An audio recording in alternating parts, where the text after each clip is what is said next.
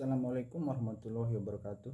Saya Muhammad Azana Zuhri dari kelas 1B1 NIM B1D021135 akan mempresentasikan makalah yang saya buat yang berjudul Sejarah Lahirnya Pancasila.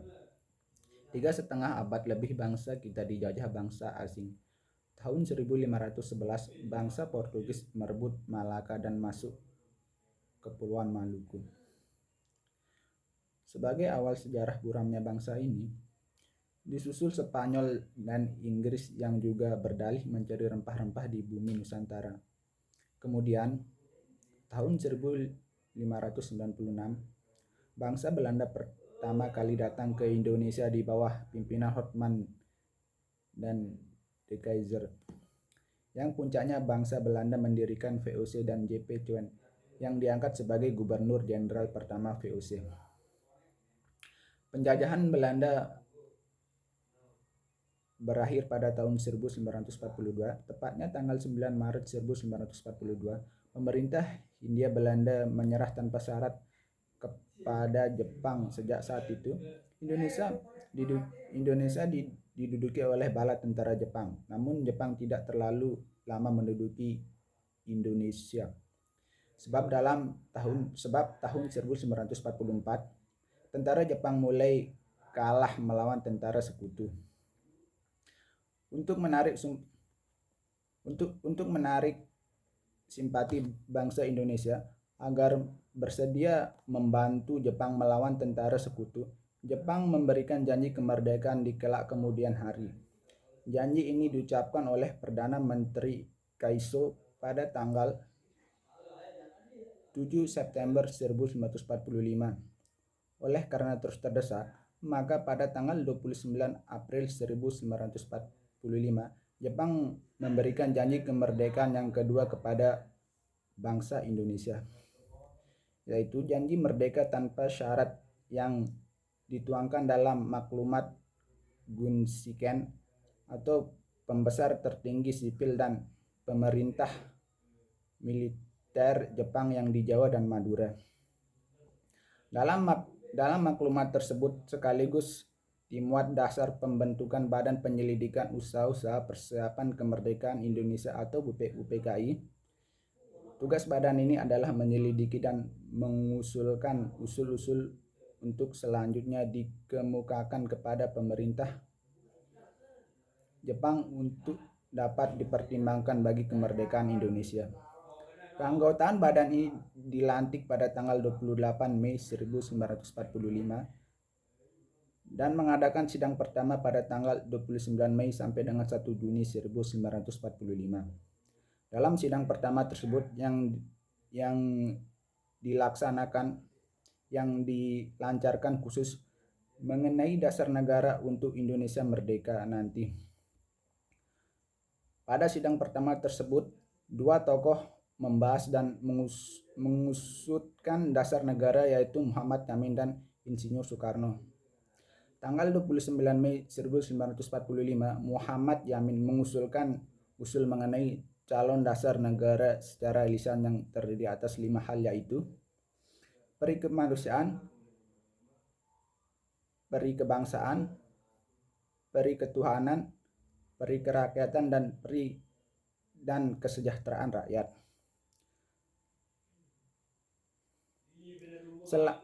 Selain secara lisan, Muhammad Yamin juga mengajukan usul secara tertulis, yaitu ketuhanan yang Maha Esa, persatuan Indonesia, rasa kemanusiaan yang adil dan beradab, kerakyatan yang dipimpin oleh hikmat kebijaksanaan dalam permusyawaratan perwakilan, keadilan sosial bagi seluruh rakyat Indonesia.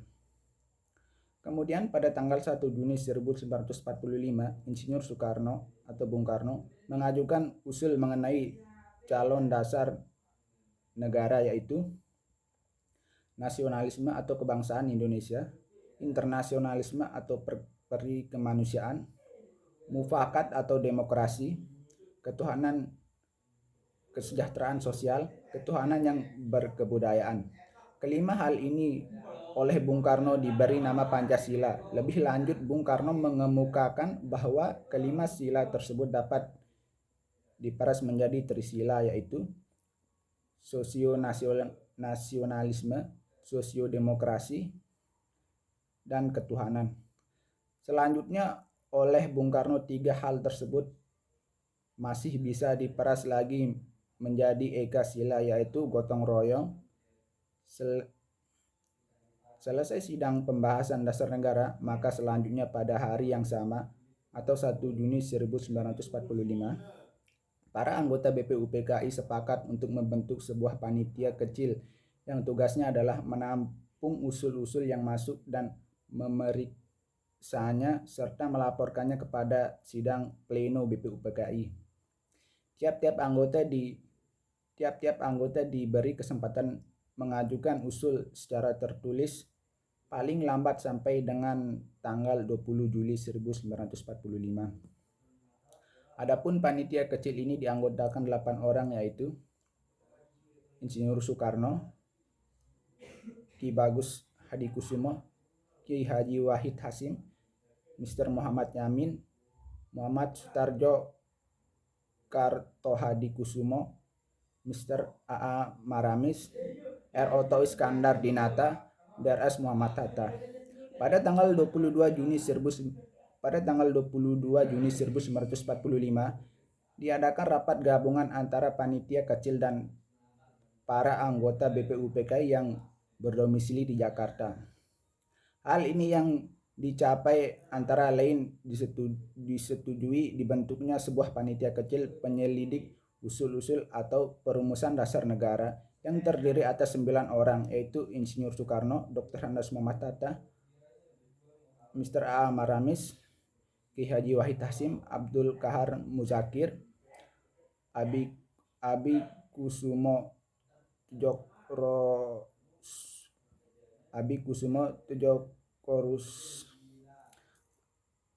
Tejokorusojo, Haji Agus Salim, Mr. Ahmad Subarjo, dan Mr. Muhammad Yamin. Panitia kecil yang beranggotakan 9 orang ini berhasil merumuskan Makadimah Hukum Dasar yang kemudian dikenal dengan sebutan Piagam Jakarta. Dalam sidang BPUPKI kedua tanggal 10 sampai dengan 16 Juli 1945, hasil yang didapat adalah merumuskan rancangan hukum dasar tanggal 9 Agustus 1945 dibentuk Panitia Persatuan Kemerdekaan Indonesia atau PPKI. Dan pada tanggal 15 Agustus 1945, Jepang menyerah tanpa syarat kepada Sekutu. Sejak saat itu, Indonesia kosong tanpa kekuasaan. Kemudian, keadaan tersebut dimanfaatkan dengan sebaik-baiknya oleh para pemimpin bangsa Indonesia, yaitu dengan memproklamasikan kemerdekaan Indonesia pada tanggal 17 Agustus 1945. Sehari setelah proklamasi kemerdekaan, PPKI mengadakan sidang dengan acara yaitu mengesahkan rancangan hukum dasar negara dengan perambannya atau pembukaan.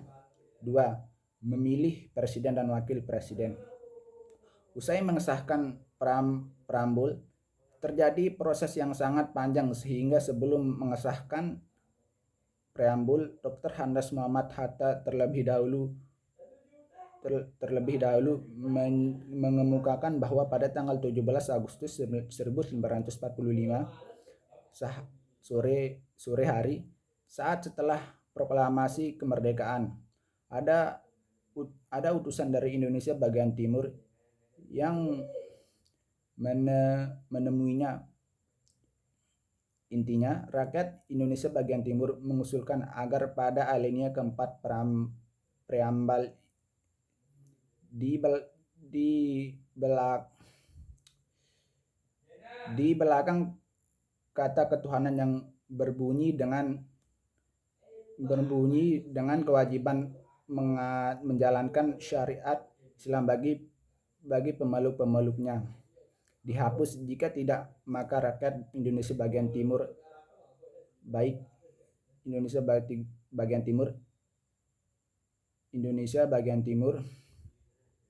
akan memisahkan diri dari negara Republik Indonesia yang baru saja diproklamasikan. Usul ini oleh Muhammad Hatta disampaikan kepada sidang pleno PPKI, khususnya kepada para anggota tokoh-tokoh Islam, antara lain kepada Kiai Bagus Hadi Kusumo, Kiai Haji Wahid Hasim, dan Teuku Muhammad Hasan.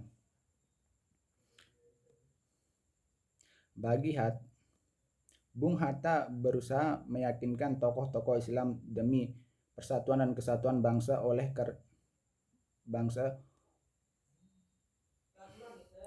karena pendekatan yang terus-menerus dan demi persatuan dan kesatuan. Mengingat Indonesia baru saja merdeka, akhirnya tokoh Islam itu merelakan dicoretnya dengan kewajiban menjalankan syariat Islam bagi pemeluk-pemeluknya di belakang ketuhanan, di belakang kata ketuhanan, dan diganti dengan Yang Maha Esa, sehingga preambul atau pembukaan Undang-Undang 1945 disepakati.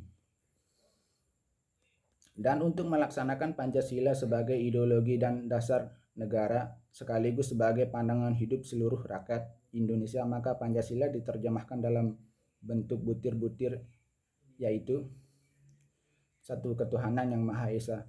Bangsa Indonesia menyatakan kepercayaan dan ketuhanan terhadap Tuhan Yang Maha Esa. Rakyat Indonesia percaya dan takwa terhadap Tuhan Yang Maha Esa sesuai dengan agama dan kepercayaan masing-masing. Mengembangkan sikap menghormati dan kerjasama antara pemeluk agama dengan penganut kepercayaan yang berbeda-beda terhadap Tuhan Yang Maha Esa. Membina kerukunan hidup di antara sesama umat beragama dan kepercayaan terhadap Tuhan Yang Maha Esa. Agama dan kepercayaan terhadap Tuhan Yang Maha Esa adalah masalah yang menyangkut hubungan pribadi manusia dengan Tuhan Yang Maha Esa. Mengembangkan sikap saling menghormati, kebebasan menjalankan ibadah sesuai dengan agama dan kepercayaan masing-masing. Tidak memaksakan suatu agama dan kepercayaan terhadap Tuhan Yang Maha Esa kepada orang lain. 2. Kemanusiaan yang adil dan beradab. Mengetahui dan memperlakukan manusia sesuai dengan harkat dan martabatnya sebagai makhluk Tuhan Yang Maha Esa. Mengakui persamaan derajat, persamaan hak dan kewajiban asasi manusia tanpa membeda-bedakan suku, keturunan, agama, kepercayaan, jenis kelamin, kedudukan, warna kulit, dan sebagainya. Mengembangkan sikap saling mencintai sesama manusia. Mengembangkan sikap saling tanggung rasa. Mengembangkan sikap tidak semena-mena terhadap orang lain. Menjunjung tinggi nilai kemanusiaan. Gemar melakukan kegiatan kemanusiaan. Berani membela keadilan dan berani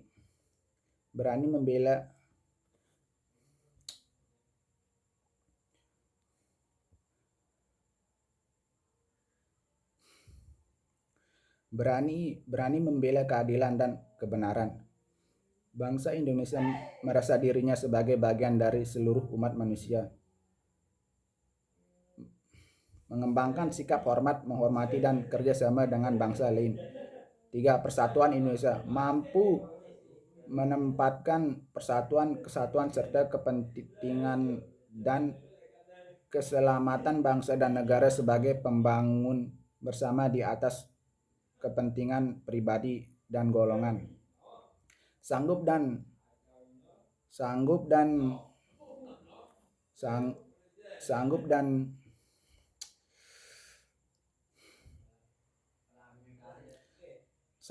rela berkorban untuk kepentingan negara dan bangsa apabila diperlukan. Mengembangkan rasa cinta kepada tanah air dan bangsa. Mengembangkan rasa kebangsaan dan bertanah air Indonesia. Memelihara ketertiban dunia yang berdasarkan kemerdekaan, perdamaian abadi, dan keadilan sosial. mengembangkan persatuan Indonesia atas dasar Bhinneka Tunggal Ika, memajukan pergaulan demi persatuan dan kesatuan bangsa. 4. Kerakyatan yang dipimpin oleh hikmat kebijaksanaan dalam permusyawaratan perwakilan.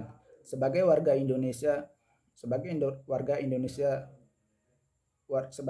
negara dan masyarakat, setiap manusia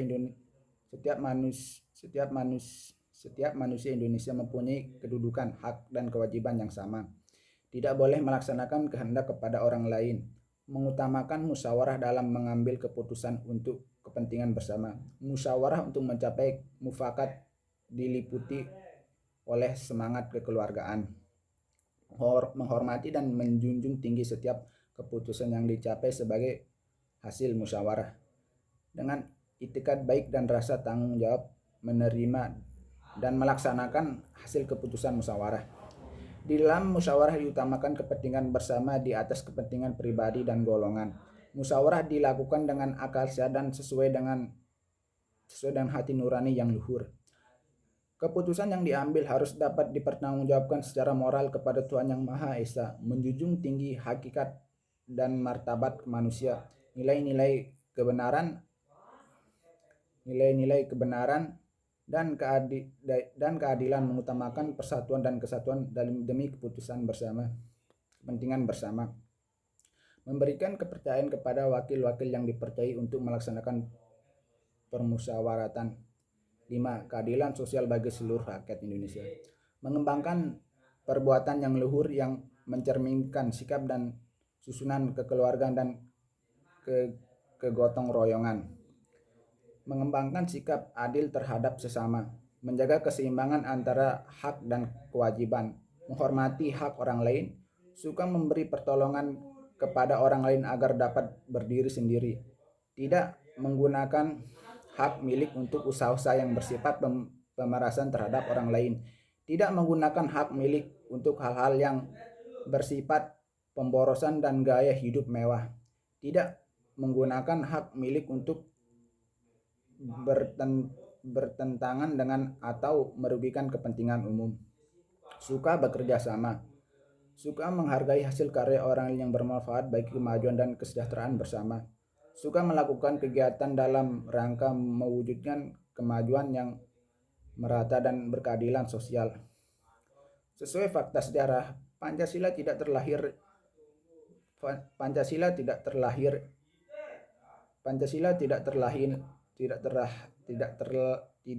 dengan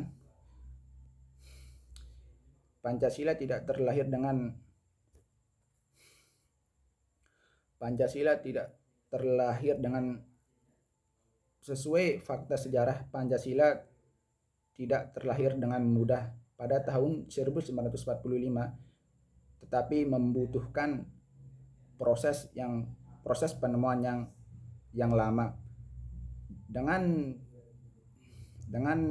dilandasi oleh perjuangan bangsa dan berasal dari gagasan dan kepribadian bangsa Indonesia sendiri. Proses konseptualisasi yang panjang ini ditandai dengan berdirinya organisasi Pergerakan Kebangkitan Nasional, Partai Politik, dan Sumpah Pemuda. Demikian yang dapat saya sampaikan, kurang lebihnya mohon dimaafkan. Billahi taufiq wal hidayah. Wassalamualaikum warahmatullahi wabarakatuh.